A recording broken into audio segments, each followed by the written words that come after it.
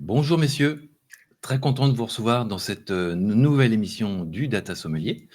On va parler d'un sujet très pragmatique, c'est que lorsqu'on démarre un projet, par exemple avec Snowflake, comment on migre ses assets data, son historique, ses applications non Snowflake vers cet environnement. Donc merci d'être avec moi. On va faire un zoom sur ce projet qui se nomme SnowConvert et qui permet effectivement d'aider vos clients à migrer de différentes sources vers Snowflake. Donc Eric Anthony, welcome.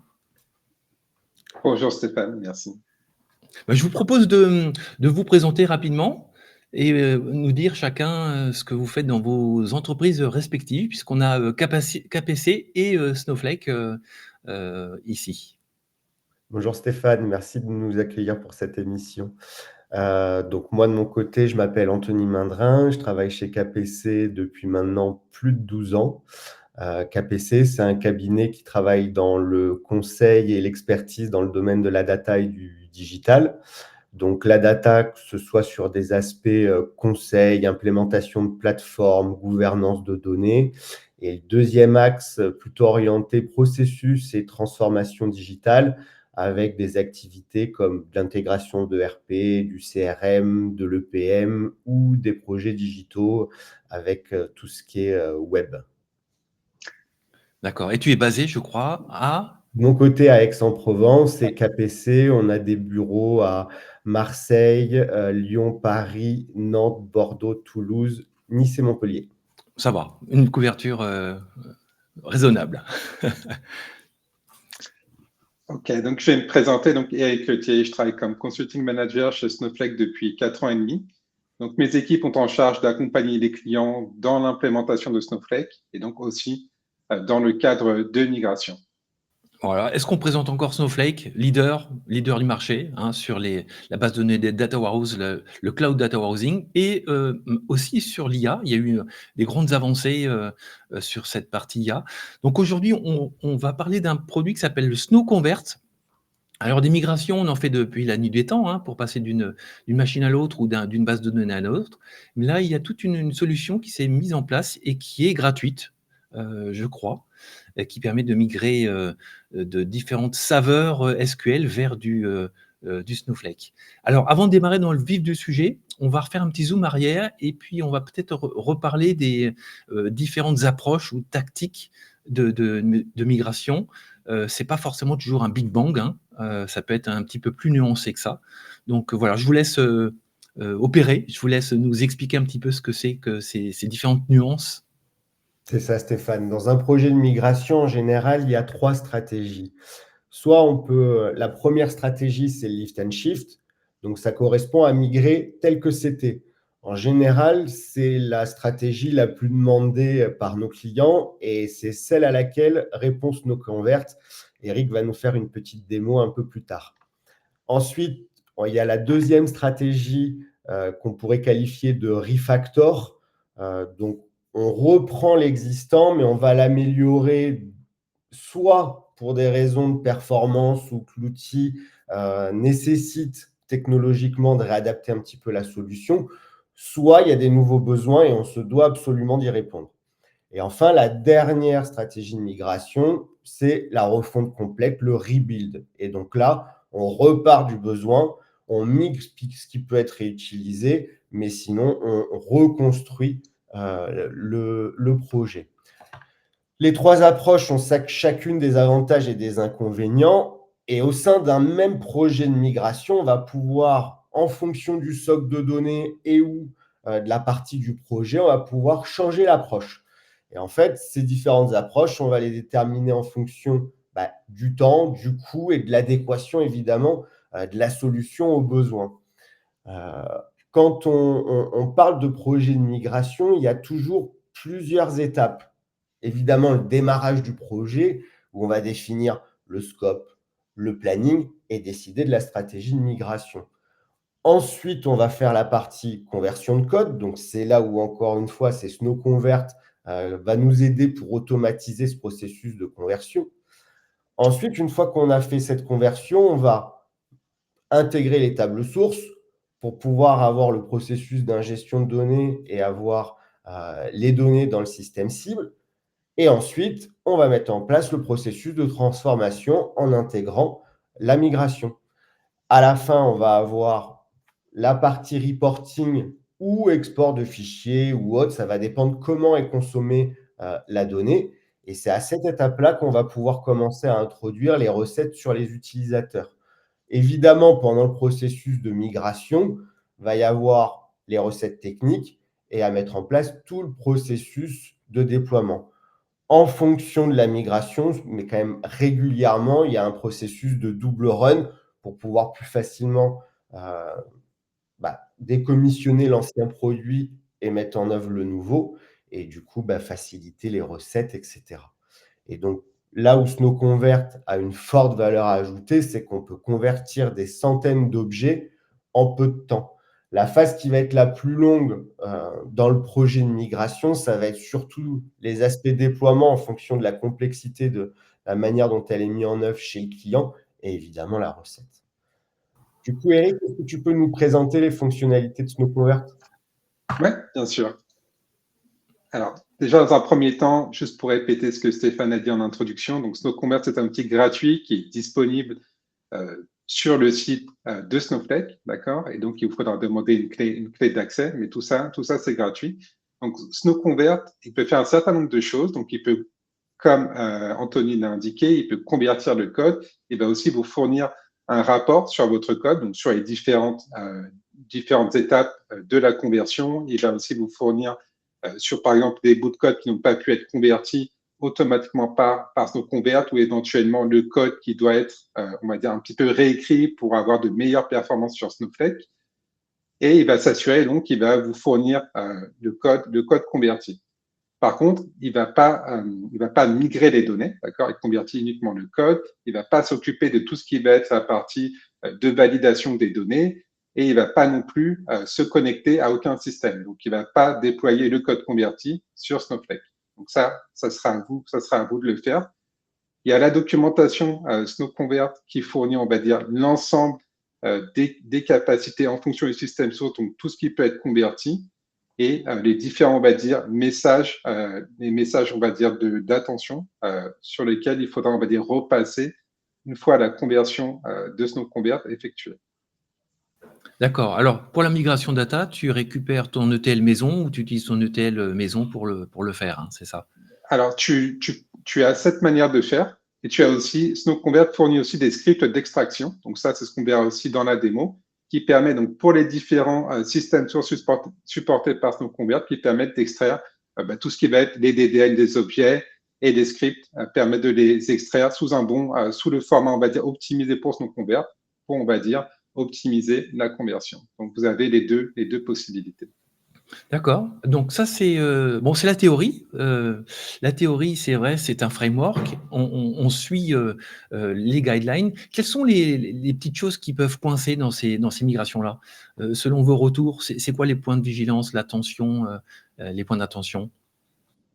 Souvent, il faut être attentif à tout ce qui est processus de déploiement.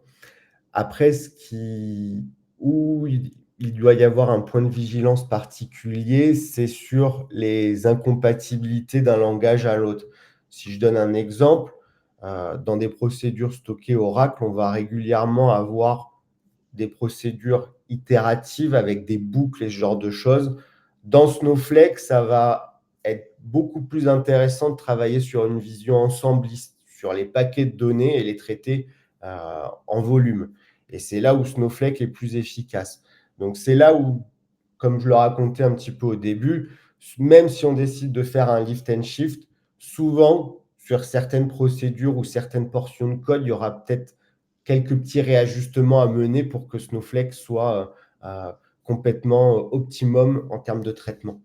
Ouais, d'accord, très clair. Voilà. Je voudrais rajouter peut-être un point aussi sur la validation des données qui va justement être la partie qui va demander le plus d'efforts. Donc, ne pas sous-estimer le temps nécessaire à la validation des données. D'accord, comme dans je dirais, un projet classique de data intégration où il y a Exactement. toujours un format qui coince, forcément. Exactement. D'accord. Dans les sources possibles, il y a quelques bases de données, je dirais, très connues qui sont en standard dans les templates de migration possibles. C'est ça. Donc les plateformes supportées en entrée par Snowconvert, donc on va retrouver Microsoft SQL Server, Teradata, Oracle. Plus récemment, on a introduit donc la possibilité de convertir du code de Redshift et de Azure Synapse. D'accord. Donc ça, c'est pour tout ce qui va être data warehouse, on va dire traditionnel. Et on a aussi la possibilité de convertir du code écrit en Spark, Scala et en PySpark. D'accord. Donc on peut aussi convertir des workloads de type Spark vers du Snowpark, qui est, on va dire, l'équivalent Spark côté Snowflake. D'accord. Est-ce qu'il y a un environnement plus simple ou qui se prête plus facilement à la migration vers Snowflake, ou c'est chaque fois dans le détail qu'il faut regarder le cauchemar se cache dans les petits détails, non, parfois? Oui, exactement. Alors ça peut être tous ces environnements-là sont bien supportés. On a déjà l'outil a déjà été utilisé de nombreuses fois pour faire ce type de migration. Donc je pense pas qu'il y ait un environnement qui soit plus facile qu'un autre. Je pense que ils sont tous correctement supportés. Après évidemment c'est toujours dans les détails. On peut des fois retrouver surtout sur les plateformes on va dire plus classiques peut-être des problèmes d'encodage. Donc là ça peut être un petit peu compliqué surtout sur la partie validation des données. Mais sinon, voilà, toutes les plateformes sont supportées. On a fait des migrations de ce type de plateforme vers Snowflake de nombreuses fois. Donc, normalement, il ne devrait pas y avoir de problème majeur. D'accord. Je pense à Teradata qui est quand même connu depuis 30 ans, qui a eu le temps de développer son propre, j'allais dire dialecte SQL, parce que tout le monde n'est pas forcément SQL ANSI 92. Alors il y a peut-être un fond pour tout le monde qui est celui-ci, mais chacun y va de sa petite syntaxe. Et quand je pense notamment par exemple à un acteur beaucoup plus récent comme DuckDB, on a des syntaxes complètement exotiques. Comment on fait finalement un jour pour réintroduire un nouveau template dans le système? Est-ce qu'il faut lui apprendre le nouveau langage, les nouvelles syntaxes? Ou comment ça se goupille ça sur Snowconvert? Alors, Snowconvert est supporté donc par les équipes produits côté Snowflake, donc ils sont en charge régulièrement de mettre à jour. Si vous utilisez l'outil, vous allez voir que régulièrement vous allez avoir une nouvelle version qui va être disponible et qui vous permettra, on va dire justement, de supporter de plus en plus de choses. Donc l'outil est supporté et donc il se charge d'améliorer le support. Faut savoir que Snowconvert, c'est pas uniquement une recherche et remplace du code, d'accord. Il va pas venir rechercher certains mots-clés et les remplacer par l'équivalent Snowflake. Oui. Il fait vraiment une analyse syntaxique, d'accord. J'insiste dessus. Il fait une analyse syntaxique et donc il va peut réécrire le code pour que ce soit du code compatible avec Snowflake. Dans certains cas, il va même, si par exemple la fonctionnalité n'est pas disponible nativement côté Snowflake, il va vous proposer en fait d'utiliser des fonctions, d'accord, qui vont devenir des fonctions, on va dire, customisées pour remplacer justement du code qui n'est pas directement nativement supporté par Snowflake. D'accord. Donc c'est un produit maintenu par la Corp ou développé par la Corp, et il y a moyen de surcharger peut-être localement sur certains projets, de fignoler ces migrations-là, ou l'outil il est ce qu'il est? Alors, l'outil il est ce qu'il est, mais après, vous avez la main une fois que le code il est converti, vous avez la main sur le code converti, donc libre à vous ensuite d'aller améliorer, on va dire, en tout cas d'aller modifier le code converti. Snowconvert va vous indiquer dans le code des points d'attention. Vous allez avoir des marqueurs, des commentaires dans le code converti pour vous indiquer peut-être attention ici, il pourrait y avoir un problème de performance, comme Anthony le disait, si vous avez des procédures stockées avec des curseurs, des boucles. Donc là, il va vous indiquer, on peut le faire, on va dire, différemment sur Snowflake. Mais voilà, encore une fois que l'outil a fait son travail de conversion, vous avez la main sur le code converti et libre à vous de le modifier et de l'adapter à vos besoins. Bon, bah, génial. Alors je sais que Eric, tu as préparé une petite démo, il y en a pour une dizaine de minutes. Je ne sais pas si il y avait un point important à couvrir avant de lancer cette démo? Alors, je vais juste expliquer un petit peu ce qu'on va voir dans la démo. Donc, l'idée, c'est un petit peu de voir pour un projet très simple, donc les différentes étapes de la migration. Donc, dans un premier temps, on va regarder un petit peu le code à convertir. On va regarder quelques paramètres sur Snowconvert. Et ensuite, on va dire, regarder donc l'évaluation du code faite par Snowconvert et regarder le code une fois qu'il est converti. Bon, Mago, très bien, ça me paraît très simple. On lance la démo? On se lance? Allez, c'est parti. Ouais, c'est parti. Bienvenue sur la démo de Snowconvert. Donc, dans un premier temps, il va falloir extraire vos objets, vos DDN de votre système source. Donc, vous pouvez utiliser soit votre ETL, soit vos propres scripts. Si vous n'en avez pas, SnowConvert met à disposition des scripts d'extraction sur son site officiel. Donc, on va retrouver sur cette page les différents systèmes sources qui sont supportés. Donc, je vais choisir Teradata et on va retrouver le lien qui pointe vers un répertoire GitHub qui va contenir le script, le manuel d'installation et d'utilisation. Donc, une fois que vous avez extrait vos différents objets de votre système source, vous allez pouvoir les retrouver sous cette forme. Donc là, c'est un exemple que j'ai extrait préalablement. Donc, j'ai des scripts SQL qui vont contenir des requêtes SQL, des procédures stockées, ainsi que des requêtes qui viennent créer des tables. J'ai aussi un script de type BTEC, qui est le langage de scripting de Teradata, et un script multiload qui permet de faire du chargement dans Teradata. Une fois que j'ai validé que mes scripts avaient bien été extraits, je vais pouvoir utiliser SnowConvert. Je vais pouvoir créer un nouveau projet dans SnowConvert, lui donner un nom, sélectionner le système source, dans mon cas Teradata, mais on retrouve aussi SQL Server, Oracle, et plus récemment Redshift et Azure Synapse. Ici, vous avez une information qui est importante, sachant que c'est recommandé d'utiliser les scripts d'extraction fournis par SnowConvert pour des meilleurs résultats. Mais si vous ne les avez pas utilisés, comme je l'ai dit auparavant, si vous utilisez votre propre ETL ou vos propres scripts, la conversion fonctionne aussi correctement. D'accord? Donc, vous allez avoir, si vous n'utilisez pas les scripts fournis par SnowConvert, vous allez avoir un pop-up lorsque vous allez lancer la conversion, mais pas d'inquiétude, vous pouvez continuer et la conversion fonctionne correctement. Là, je choisis le répertoire qui contient mes scripts à convertir. OK.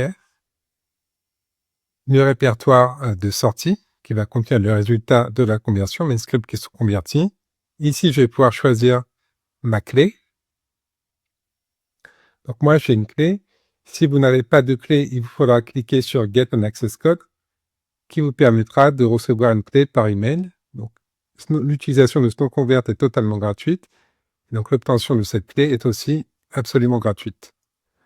Vous avez aussi la possibilité, avant de démarrer la conversion, de changer un certain nombre de paramètres.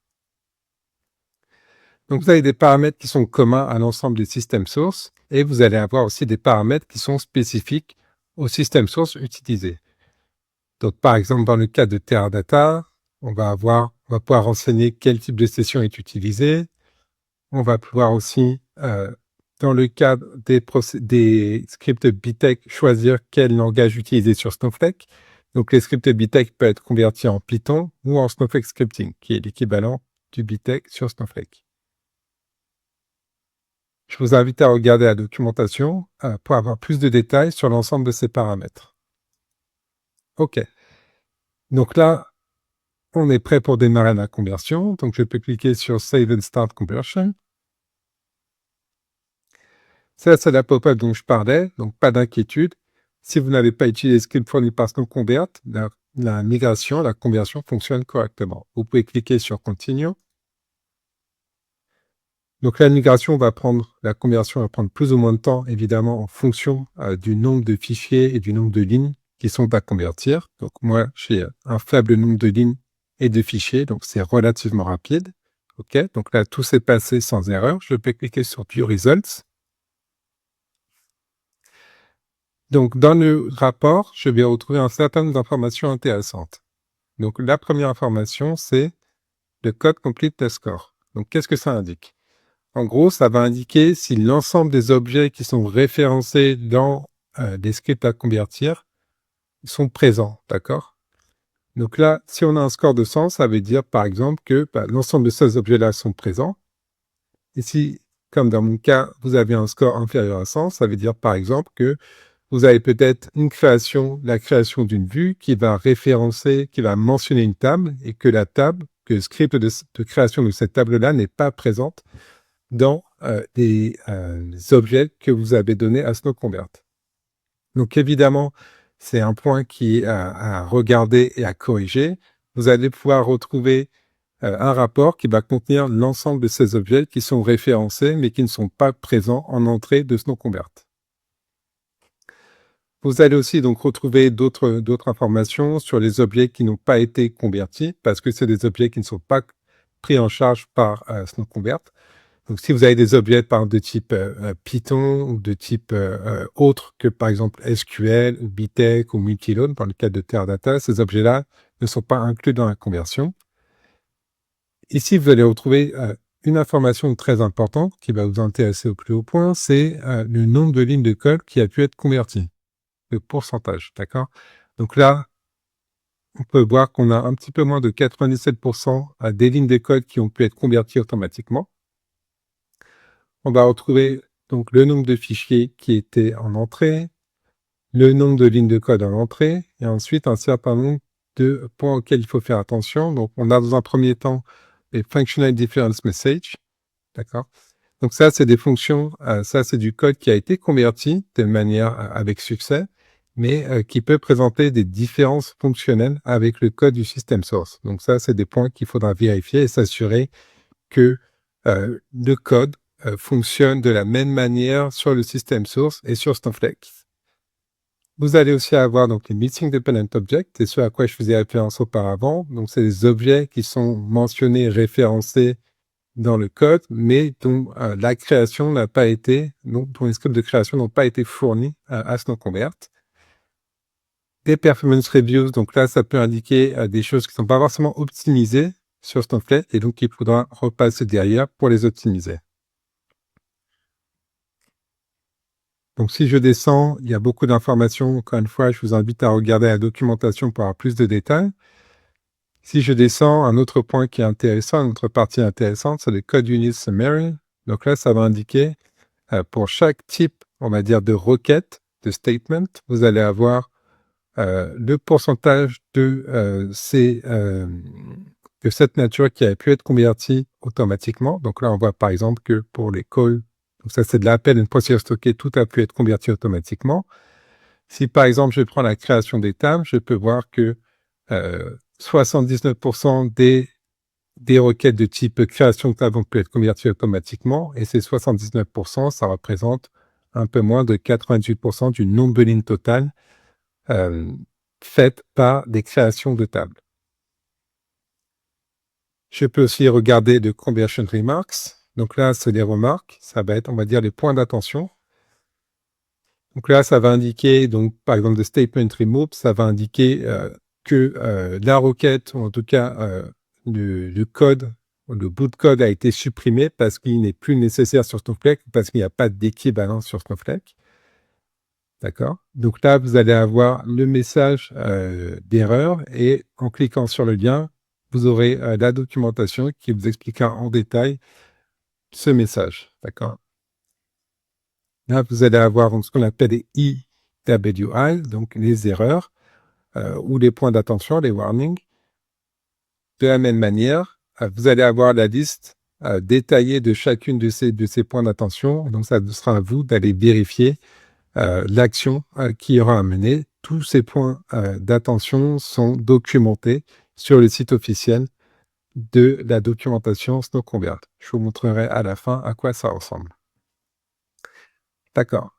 Donc là, j'ai fait une première passe sur le rapport. Je peux aller regarder le code converti. Donc, je reviens sur mon Visual Studio Code. Maintenant, j'ai un répertoire qui a été créé, c'est le Teradata Output. Dedans, je vais avoir un certain nombre de choses. Donc, un répertoire qui va contenir des logs d'exécution. Je vais avoir aussi un répertoire Reports qui va contenir un certain nombre de rapports, donc des rapports CSV, des fichiers CSV qui vont contenir par exemple la liste des objets qui sont référencés mais qui ne sont pas présents dans SnowConvert. Et je vais aussi retrouver un rapport au format doc, Word, qui va contenir, on va dire, l'ensemble des informations qu'on a pu retrouver dans l'interface de SnowConvert. Ce qui va nous intéresser, ça va être le répertoire Output.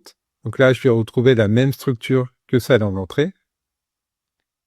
Donc là, c'est mes scripts qui ont été convertis. Donc par exemple, je vois que mon script BTech a été converti en Python.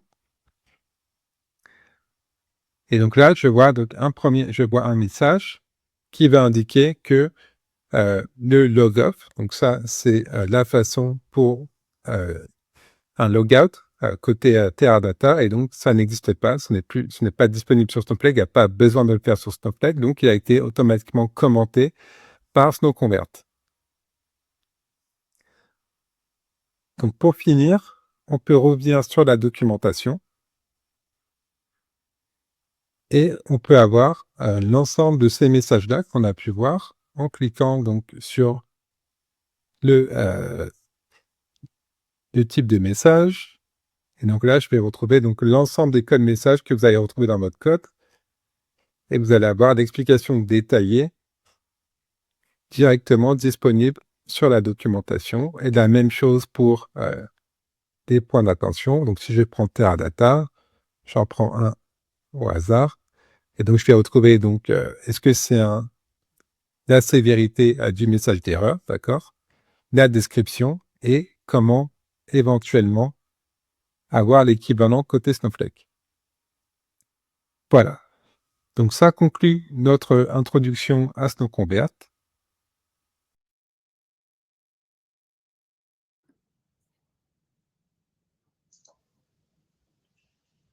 J'étais en mute. Super, je trouve que alors c'est pas juste une petite moulinette comme ça, hein, j'ai l'impression que c'est quand même un produit, très complet qui a eu le temps de mûrir, ces derniers mois ou quand est-ce que le produit a été, construit, bâti? Ça c'est pas récent en fait, je pense? Non, le produit existe, on va dire, est utilisé donc par les équipes Professional Services de Snowflake depuis un certain nombre d'années. Ouais, Ça fait partie, c'est une acquisition, donc c'est un partenaire qui construisait cet outil pour nous et qui a ensuite été, on va dire, acquis par Snowflake. ouais. Et donc maintenant, il est disponible gratuitement depuis quelques mois. Il y a une annonce officielle qui a été faite, mais voilà, l'outil, encore une fois, l'outil est utilisé déjà depuis plusieurs années par les équipes Professional Services. Ouais, voilà, ça a l'air très, très complet. Est-ce qu'il y a vraiment un truc, qu'on ne saurait pas faire avec, SoConvert?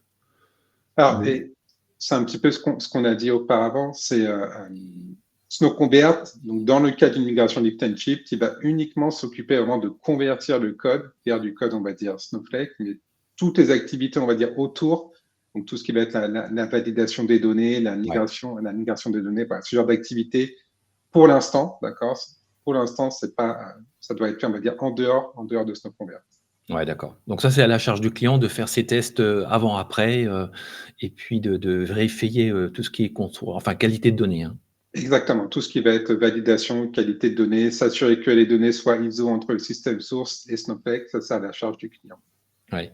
Anthony, là, c'est peut-être là où tu peux développer des comment dire ça? Des procédures d'automatisation, non? Pour, contrôler, les datas avant, les datas après. C'est des choses possibles ça, hein? Oui, évidemment, c'est-à-dire que suivant les projets, on peut automatiser un certain nombre de choses, notamment quand on est sur du double run et que les données sources sont les mêmes des deux côtés, on va pouvoir automatiser des processus de comparaison d'un système vers un autre système pour valider que la conversion et la migration s'est bien passée et que les données sont ISO. Bon, bah, super. Quelle est la prochaine étape de ce produit-là? Il y a une roadmap, non? Ou c'est, la Corp intègre les features au fur et à mesure des migrations, terrain, en fait, hein? C'est ça. Donc en gros, d'accord. Donc l'idée c'est de supporter, on va dire, l'ensemble des systèmes sources, d'accord, l'ensemble des fonctionnalités pour qu'il y ait de moins en moins, on va dire, de code à convertir manuellement. Donc ça c'est la roadmap et aussi de supporter, on va dire, de plus en plus donc de systèmes sources. Donc là on a déjà un certain nombre de systèmes sources et l'idée voilà, c'est d'en supporter de plus en plus. Donc, après ça c'est ce qu'on observe par rapport au tour T1. Donc des systèmes sources qui sont le plus fréquemment migrés vers Snowflake. Donc, voilà, l'idée c'est vraiment de faciliter la vie de nos clients, de nos partenaires lors de migration vers Snowflake. Bon, bah, super. Bon, en tout cas, merci messieurs. Je ne sais pas si on a oublié un petit point. Anthony, tu voulais, un mot de la fin ou une conclusion, non? Avant de se quitter? Ouais, sur un projet de migration, la conversion de code, du coup, SnowConvert aide beaucoup et fait gagner du temps sur ce processus-là. Par contre, c'est des vrais projets avec des vrais points de vigilance et où La conversion est une portion du projet, mais pas l'entièreté. Oui, c'est clair. Donc, bon, on rappelle peut-être qu'à l'époque, on faisait ça à la main, hein. Il n'y avait pas vraiment de framework. Là, on est vraiment guidé de A à Z, hein. Tout à fait. Maintenant, avec ces outils qui permettent d'automatiser la conversion du code, c'est un gain dans le temps de conversion. Ça marche.